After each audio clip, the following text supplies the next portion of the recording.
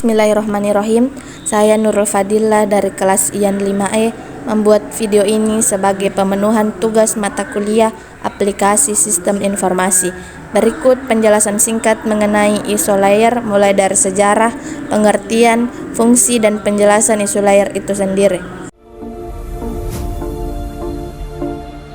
Model referensi jaringan terbuka OSI atau OSI Reference Model for Open Networking adalah sebuah model arsitektural jaringan yang dikembangkan oleh Badan International Organization for Standardization ISO di Eropa pada tahun 1977.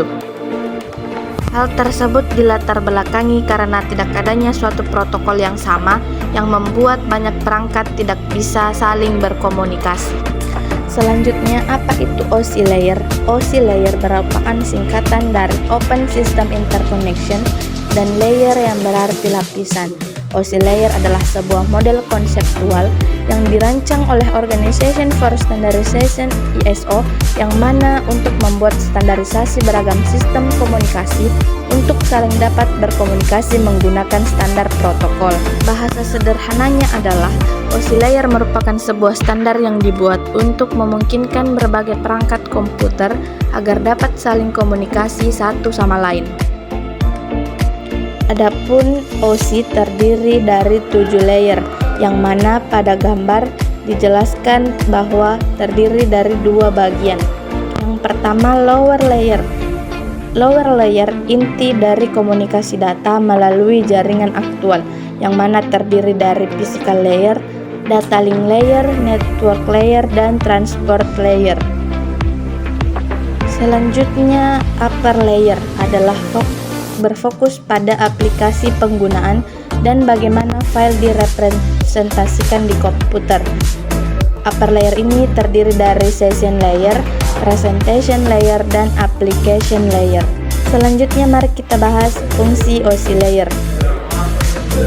Pengembangan OSI layer ditujukan agar produsen komputer, pengembangan jaringan, dan perangkat lunak dapat membuat suatu produk yang bisa saling terhubung. Selanjutnya, OSI layer bekerja melewati 7 lapisan prosedur yang berurutan. Selanjutnya, ketika kita tidak bisa mengakses internet melalui komputer ataupun laptop atau gadget, berarti ada problem yang terjadi pada salah satu atau lebih OSI layer. Selanjutnya, dengan OSI layer itu juga dapat mempermudah pada saat troubleshoot jika terjadi problem pada jaringan atau internet.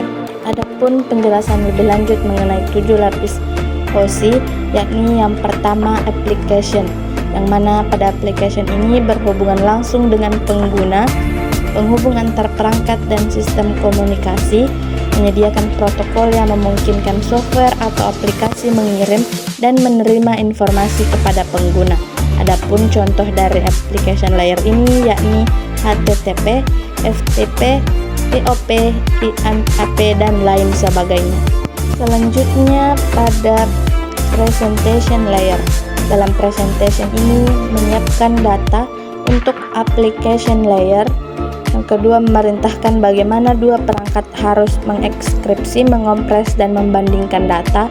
Yang ketiga, mengambil data yang dikirimkan dari application layer dan menyiapkan untuk transmisi melalui session layer. Jadi presentation ini merupakan perantara dari application layer menuju session layer. Adapun contoh presentation yakni SSL atau Secure Socket Layer dan lain sebagainya yang dapat teman-teman lihat pada layar yang saya tampilkan. Selanjutnya session layer. Durasi yang diperlukan untuk berkomunikasi semuanya diatur pada session layer ini. Kemudian session layer juga bertanggung jawab untuk membuka jaringan dalam durasi atau waktu tertentu supaya pertukaran data berjalan dengan baik. Selanjutnya session layer juga mengatur checkpoint selama proses transfer. Apabila session terganggu, maka perangkat dapat melanjutkan transfer data dari checkpoint yang terakhir. Selanjutnya pada lapisan transport. Pada lapisan ini berfungsi untuk mengambil data dari session layer dan membaginya ke bagian paket-paket data yang lebih kecil, dan data yang sampai tujuan akan digabungkan kembali. Yang kedua, mengontrol aliran pengiriman data dengan menyesuaikan kecepatan koneksi pada perangkat penerima dan memeriksa data yang diterima. Apabila ada data yang salah, maka data tersebut akan diminta kembali. Selanjutnya pada lapisan network, di mana lapisan ini menemukan jalur terbaik pada jaringan untuk proses pertukaran data. Kemudian yang kedua, membagi data beberapa paket lalu mengembalikan data setelah data tersebut berhasil diterima. Kemudian pada layer data link, penyaluran informasi antar jaringan dan kemudian mengontrol aliran data. Selanjutnya pada layer physical, dilakukan transmisi data dalam bentuk bit stream atau data digital, kemudian mencakup segala perangkat pertukaran informasi antara dua perangkat atau lebih.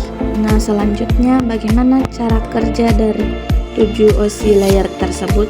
Pada slide sudah ditampilkan ilustrasi mengenai cara kerja OSI layer dan telah diilustrasikan bagaimana proses pengiriman data melalui 7 lapis layer tersebut dan bagaimana proses menerima data melalui OSI layer tersebut.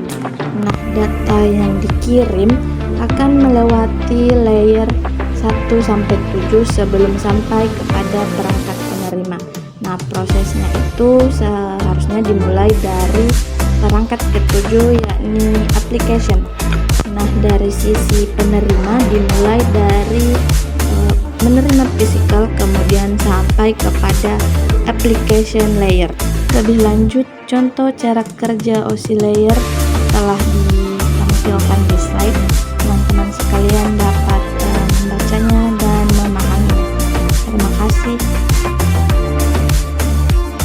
Adapun kesimpulan dari materi yang saya paparkan, yakni OSI layer adalah standar konseptual jaringan yang membuat kita akhirnya bisa dapat berkomunikasi melalui jaringan internet. OSI layer bisa digunakan untuk troubleshooting ketika ada masalah pada jaringan. Dan yang terakhir, pemahaman tentang OSI layer sangat penting karena sebagai standar utama untuk komunikasi perangkat pada jaringan. Akhir kata, semoga video ini dapat memenuhi ketentuan tugas dari Bapak Pengampu mata kuliah Aplikasi Sistem Informasi. Sekian, terima kasih. Fastabiqul khairat. Wassalamualaikum warahmatullahi wabarakatuh.